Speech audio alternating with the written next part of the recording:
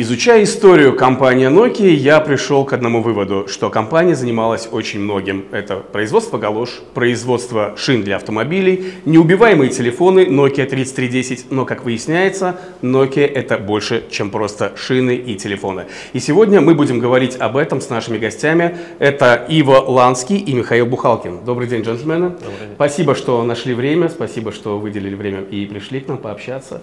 Давайте поговорим немножечко о ваших ролях в компании Nokia и что из себя представляет эта компания в данный момент. Okay. Good morning, everyone. I'm happy to be here. I'm Ivo Laniski. I'm director in Nokia for network infrastructure, IP routing business in Central Eastern Europe, Turkey, and Central Asia. And we are very pleased to come to actually Tajikistan. We are fully committed to work in the Central Asia region. And we are very pleased to have interview with you today. Спасибо большое. Михаил, добро пожаловать. Да, очень приятно. Какая ваша роль в компании Nokia и чем вы занимаетесь? Я бизнес-девелопмент менеджер и занимаюсь развитием бизнеса Nokia, отвечаю за страны Центральной Азии. И я увидел, что Таджикистан очень сильно развивается, новые школы, новые поликлиники, новая инфраструктура, которым нужна высокая скорость подключения к интернету. И у нас у Nokia как раз есть большие реализованные проекты во всем мире, и мы хотим принести эту экспертизу в Таджикистан. Джентльмены, а что такое Nokia в 2024 году? Потому что мы знаем, что были раньше телефоны, но, к сожалению, ушли с рынка. Да, есть какое-то производство, но минимальное. Но что Nokia из себя представляет сейчас? Okay. Indeed, thank you for this very good question. In fact, the new Nokia, we create a technology how the world can act together. So we produce, we are a B2B, business to business, a technology innovation leader in every networking industry. We are helping people to get, communicate with the high-speed internet, with the open internet initiatives. We are trying to help governments and large enterprises to provide communication for in the new digital era, which is mainly driven by the people communication, by the communication of machine and machine, and communication of devices. So we are working with the service providers to build up the network infrastructure, from radio side, from the base stations, to transport networks, IP optical transport, to have access to broadband internet, and to provide also the solutions for software, for data security, for network security. To explain who is Nokia today, we are on the market over 150 years. We are represented in 130 countries worldwide. We have 10 Nobel Prize innovations, people who basically received Nobel Prizes. Basically, they are engaged in Nokia. If you talk about the 5G era, we have over 6,000 of patents on a new technology which are being introduced today in the wireless networks. Учитывая ваш опыт, который вы сейчас перечислили, учитывая вашу экспертизу, я так понимаю, вы в Таджикистан заходите не просто так, но есть определенная цель, почему вы находитесь в нашей республике. Можете объяснить, для чего вы здесь и что вы будете представлять для нас, как для потребителей интернета, например? Yes. So let me reflect also how do we see the world trends, what is happening in telecommunication and internet industry. We are specializing on designing the products which are acting in the mission critical networks in a large service providers to transport data. So if you look at the internet today, on a global worldwide internet, if you send one packet from one world, from one side of the world over the globe, it's definitely going to cross the Nokia device. So we have devices, we have something like 25% market share in IP routing edge. We are market leader in the broadband access, the optical networks, the GPON technologies. We are #2 market share in transport networks in the optics. We see the shift in today in the communication. So there was a COVID time, people start to do more teleworking. There is a lot of increase of data due to the social media. You see governments are introducing the e-government, so there is a lot of electronic communication, digital era, how to communicate with the government, with different systems. So for that, you all need to have a reliable infrastructure, which can be secure on one side, provide the security from the data perspective, that the information is not exposed to, say, unfriendly hands, but as well to make sure that the networks who are carrying this data are also fully supported and secured. There are a lot of trends worldwide, specifically if you look at the explosion of maybe last 3-4 years about different type of attacks, how the bad people, but also some hackers are trying to impose government sites, trying to impose banks, trying to expose the infrastructure just to damage the communication or create problems in telecommunication. So for that, the security in the network is a very important aspect, what needs to be built up. And also one of key differentiators what we have today is actually to pay focus on the very effective from power consumption, the devices which are used to create the networks, how to make very effective, stable and robust software. We pay a lot of attention on how the quality software is implemented in our devices, and how to make the communication predictable, programmable and secure. So that's the trends which we see worldwide, and we are actually committed to come to Central Asia to help here to professionals, the service providers, large enterprises, to government, to solve this issue specifically in this new digital era. Ну, насколько я понимаю, миссия у вас очень здоровская, она очень благородная, да, потому что защита наших данных – это прежде всего. Ну вот, Михаил, в начале нашего интервью вы сказали о том, что обратили внимание на то, что Таджикистан очень сильно развивается в плане цифровизации, но перед тем, как Nokia пришла в Таджикистан, вы наверняка изучали все, что творится у нас в плане телекоммуникаций у нас в стране. Можете назвать самые большие минусы и что вы, как Nokia, сможете сделать, чтобы эти проблемы решить?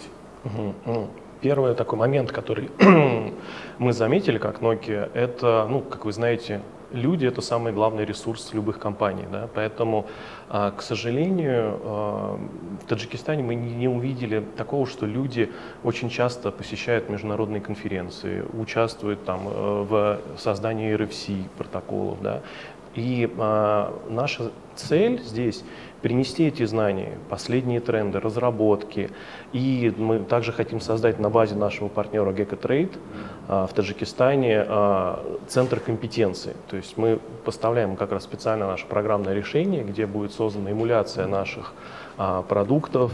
Создадим программы обучения для того, чтобы обучать персонал как операторов, так и государственных enterprise-заказчиков для того, чтобы повысить их уровень знаний в соответствии с современными трендами. Потому что Nokia участвует во всех разработках, и мы знаем, какие тренды будут там реализованы через 2, 3, 5 лет. И мы как раз хотим эти знания принести, обучить нашу молодежь для того, чтобы они могли эти применить технологии и улучшить скорость доступа в интернет, безопасность, чтобы жизнь людей была нам более эффективна и комфортна.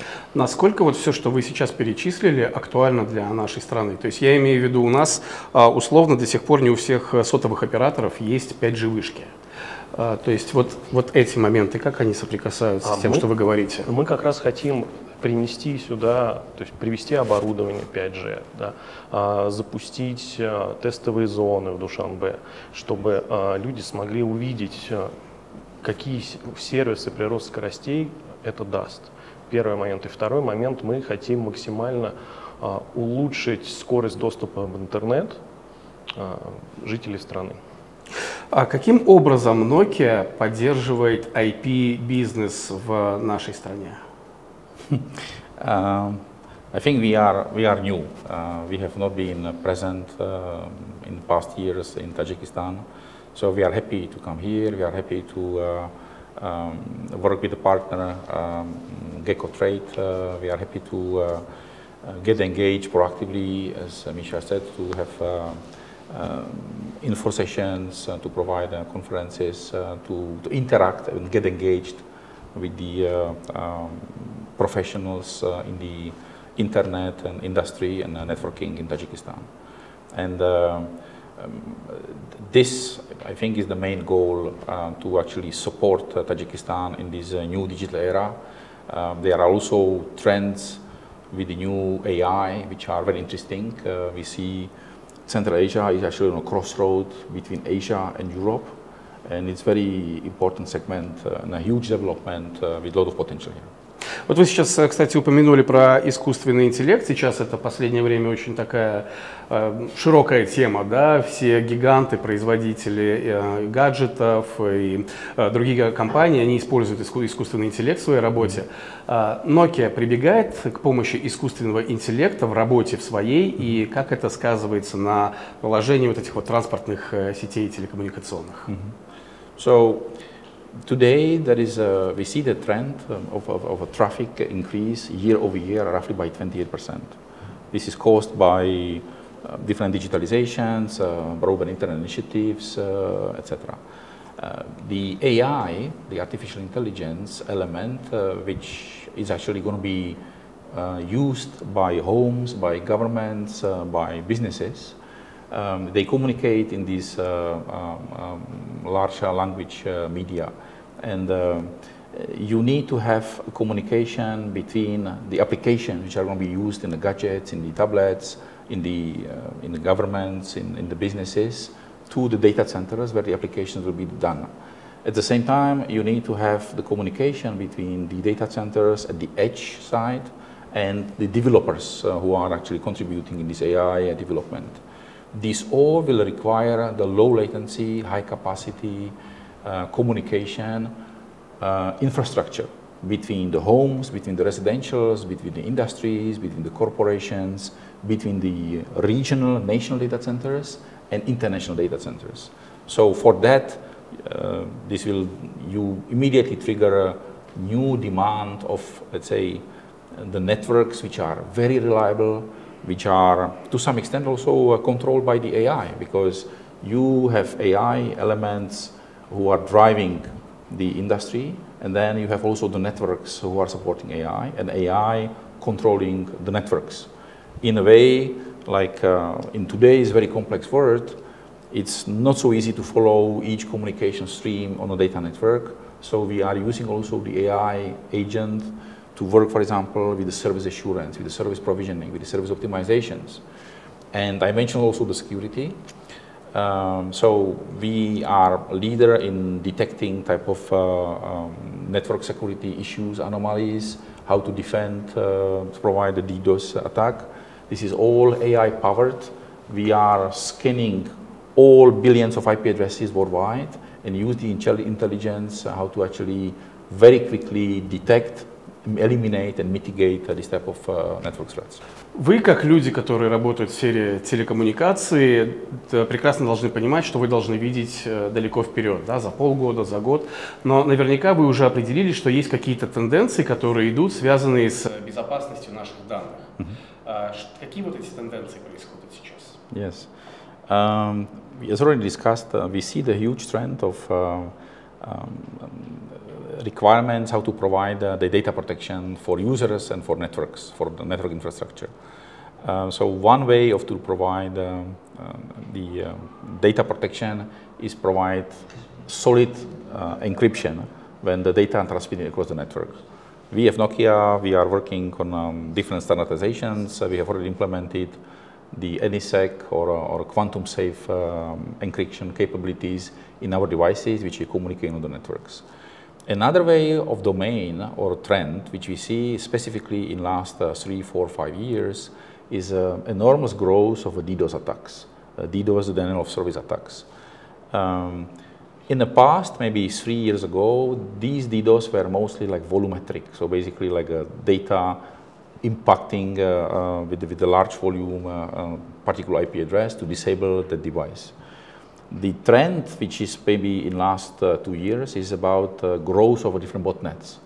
Botnet can be basically video camera in your house, can be a parking machine on a street. There are a lot of activities where different countries are deploying the smart cities, the smart homes.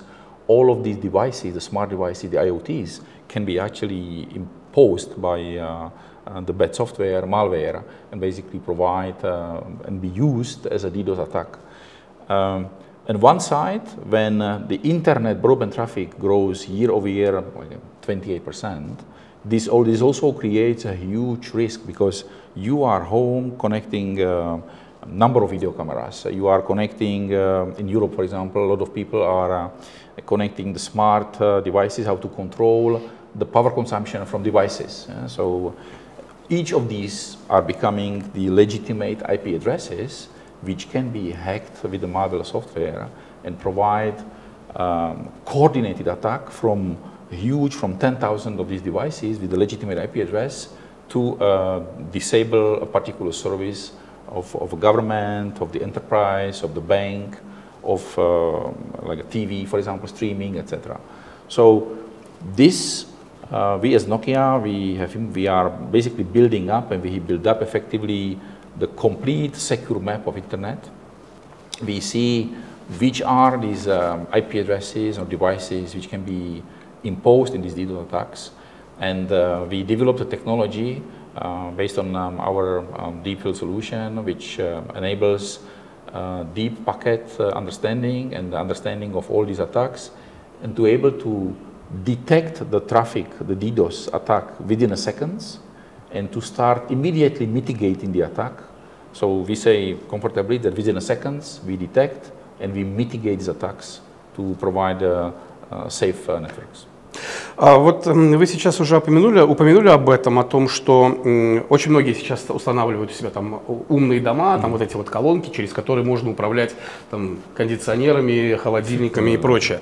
Но если говорить о DDoS-атаках, вот я как обычный житель среднестатистической республики Таджикистан, кому я нужен? Я понимаю, если будет атака на банки, на какие-то предприятия, на какие-то организации, но я как обычный человек, кому я нужен? So what can happen is that, for example, you buy video camera for your home or for a number of security cameras for your home or for apartment. You buy the smart appliances like a refrigerator, which online internet access. So basically, you can smart TV. You have remote control of a parking machine. So all these are having the IP protocols, which can be basic devices, which can be relatively easily hacked.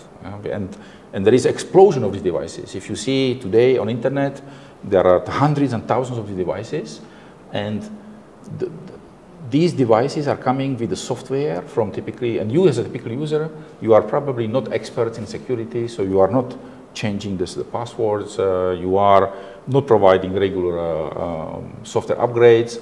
So your devices, your household can be actually source of a possible malware sitting in your home and be actually put in a large set of DDoS, which for example can be attacking, bank to disable the bank. So that's the main risk what we see today. А есть какие-то, может быть, примеры, где вот что-то подобное происходило с кем-то уже, и каким образом эти люди потом выходили из ситуации? Да, яркий пример у моего знакомого, холодильник, когда он уехал в отпуск, потом приехал, обнаружил, что его холодильник генерит 80 гиг трафика, который отправляется в интернет. Он был очень удивлен. То есть его взломали? Да, его взломали, то есть вас, как обычного пользователя, могут использовать как оружие против кого-либо. И в этом опасность состоит. Причем вы удивитесь, кто больше всего заказывает DDoS-атак. Оказывается, геймеры. Когда они играют, соревнуются в игру, и они хотят выиграть в этой игре, они заказывают атаку на IP-адрес их конкурента-геймера. Причем стоимость этой DDoS-атаки сейчас настолько низкая, она стоит $5. То есть любой пользователь может заказать DDoS-атаку на другого человека, на организацию, на конкурентов. Молодежь, играйте в оффлайн игры. Да, а можете привести успешные кейсы, где ваше оборудование помогло, может быть, в каких-то DDoS-атак или просто защитило людей? Вот какой-то успешный кейс рассказать. So we have number of Может быть, в другой стране, не обязательно so, в Центральной Азии. we not yet in Tajikistan, as I said, we are just coming to Tajikistan. I can tell you without, obviously this is a sensitive topic, right? So it's about security, so people don't like to talk about what measures I have taken to provide data and security network protection on my network. I can tell you we have a number of deployments already in Central Asia, not in Tajikistan, but in neighboring countries. And we have probably over hundreds of very successful deployments worldwide, specifically coming in Europe, in North America. As Misha mentioned, the DDoS attack, maybe 3 years ago, to provide 100 gigabit DDoS attack, the price was about $2,000. When the broadband actually grown up, it becomes everything is now available, accessible. You can order from dark internet a DDoS attack for $10, $20, $5.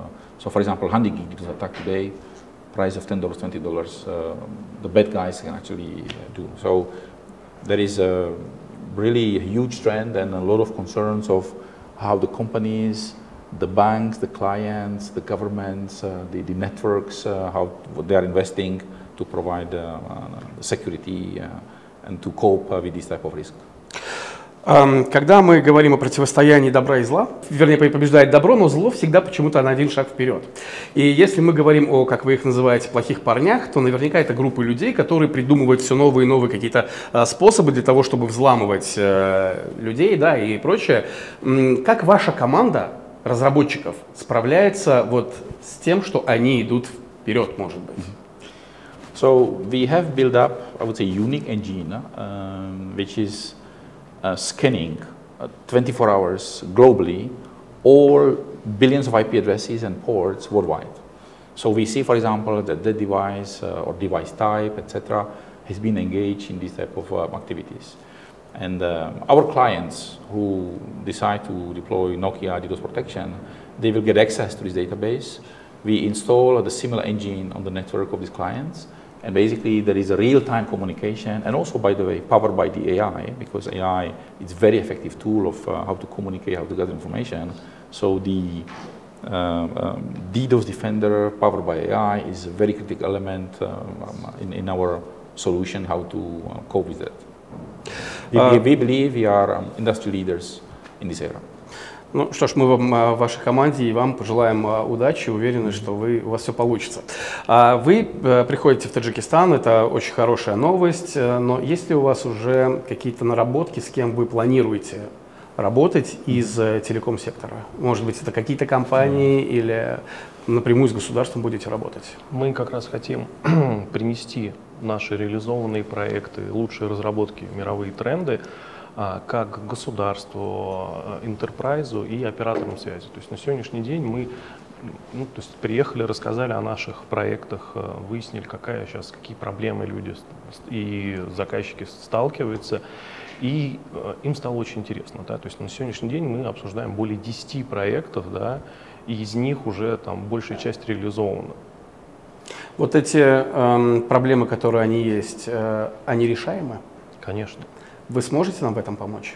Да, причем, что я могу сказать, что преимущество тех решений, да, то есть мы европейский вендор, у нас также есть R&D, как в Америке, в Европе, в Канаде, у нас совершенно другой менталитет в подходе к решениям проблемы, другие идеи. То есть преимущество использования мультивендорности, да, в том, что вы можете лучшие разработки, как европейские, американские, так и азиатские, применить в вашей стране и получить максимальное преимущество и защиты от разных атак и обезопасить свои решения. Так, есть у вас еще моменты, которые бы вы хотели затронуть, обсудить? The broadband internet is like a very big phenomenon also for areas where maybe the networks have not been fully developed, like in Europe or maybe in America. I think we see also the trends the worldwide, which is making the mobile and the fixed network convergence. So this is one of the topics, for example, that traditionally network operators were building up parallel networks, one for fixed internet and one for wireless internet. The most economical way, which we see in trends coming maybe a year ago, which is implemented already in some of the European countries or in the Middle East and in America, is how to converge the networks so that you can provide the broadband internet services also in the areas where, for example, the fiber has not yet been deployed, where villages are not yet connected with a nice infrastructure. So combination of using the wireless infrastructure and the broadband network gateway, which can terminate both wireline, GPON, fiber, or wireless communication on a single platform and provide the high-speed internet to communication, is one of the areas which we see as very promising and very useful for Tajikistan. Another topic which we have not touched, but I believe is also long-term goal of how Nokia wants to be present in the market, is to work with the large enterprises and the government. Nokia is also very much present in infrastructure, the critical infrastructure communication, in power utility sectors, in a railway, in the military. So all this requires very robust and resilient network communication systems, the infrastructure, where we believe there are ways how to maybe to collaborate also in Tajikistan. Каким вы видите развитие отношений между Республикой Таджикистан и Nokia, когда вы придете в нашу страну? I am first time here in Tajikistan. I came here 2 days ago. I have been multiple times in Uzbekistan, in Kazakhstan. I worked in Russia. I'm actually based now in Istanbul, but I'm originally coming from Central Europe, working for Nokia in Austria, in Vienna for about 28 years.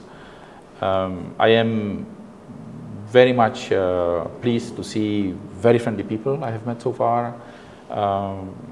It looks like there is very beautiful nature in the country. I think people in West Europe, maybe, at least if I make a reference to myself, they might not understand what is the new Tajikistan. They might live in some legacy view that some country in Central Asia. So I'm very positive, surprised, and I really look forward to work and to come more frequently here. Ну, а на ваш взгляд, вот эти проекты, они легко осуществимы, когда вы придете в Таджикистан, я имею в виду как вот Nokia? Конечно. У компании Nokia громадная экспертиза по реализации проектов по всему миру. Да? То есть мы реализовывали успешные инновационные проекты в Дубаях, в Америке, в Канаде, в Европе, в Казахстане, в Узбекистане. Поэтому мы приносим свою экспертизу, мы привезем людей, наших инженеров, архитекторов, дизайнеров, которые обучат, самое главное, обучат новым трендам и сразу, то есть сделают сети и решения актуальными на 5 лет вперед. И благодаря обучению молодежи этих технологий, внедрению этих технологий, вы получите максимальное преимущество. Ну, а если говорить не только о безопасности, да, в которой вы в первую очередь, над которой вы работаете, но я, насколько знаю, Nokia также работает и по отдельным структурам, да, вот я слышал о том, что вы можете работать как с железнодорожными вокзалами, с аэропортами и другими структурами. Как вообще все это происходит? So all of these large enterprises require very reliable communication, mission critical communication, and you need to have devices which are capable and provide a very high level of resiliency and redundancy. So you start with the network design, but you also need to have the network elements which can provide 99.999% uptime, because if you are making solutions for the airports, for air traffic control, for railways, if you talk about critical communication, or if you talk about building up infrastructure for energy grid, for distribution. You have a lot of legacy protocols which are used from the past. You have a lot of industry protocols which are used by very specific applications. So your devices need to be capable of keeping the communication at this level at the maximum time.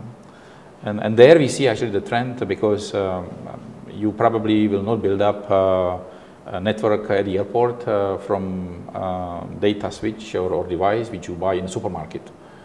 What can happen that the switch you buy in the supermarket will start overheating, will start dropping the packets. Another critical element is when you have these devices for the mission critical networks and for large service providers. Our customers, they want to have a quality product. They want to have products which are going to work in a predictable way, which can be programmed and which basically are not going to fail over years. As such, I think we are very unique in terms of how much attention we pay to quality of the software which is running on our devices. We have intensive tests, so it's not just writing the software code to provide a certain functionality, but we spent and we put a lot of attention and we put a lot of R&D also on testing and different tooling, the open tools, how to test devices to put all the regression tests. That's how we believe we are also differentiating for the market. That a part of the networking infrastructure, we are also specializing in paying a lot of R&D into the data center infrastructure, data center fabric infrastructure for large companies, web scale, top 5, top 6 companies who are, some of them are our big customers, but also we see a need to build up today, as a new trend, the large capacity data centers with the full automation and full resiliency. This is also linked, for example, to the AI, what we discussed, that there is a trend that you will have the GPUs or specialized servers, specialized computes who are going to be processing the AI communication, and there is also going to be the trend of bringing the edge data centers, so the small data centers closer to the homes, closer to the consumers. So data center infrastructure as well as communication for between data centers are the critical focus of Nokia as well. Спасибо большое. Спасибо. Мы вам Спасибо. желаем успехов Спасибо. и Спасибо. развития. Добро пожаловать в Таджикистан.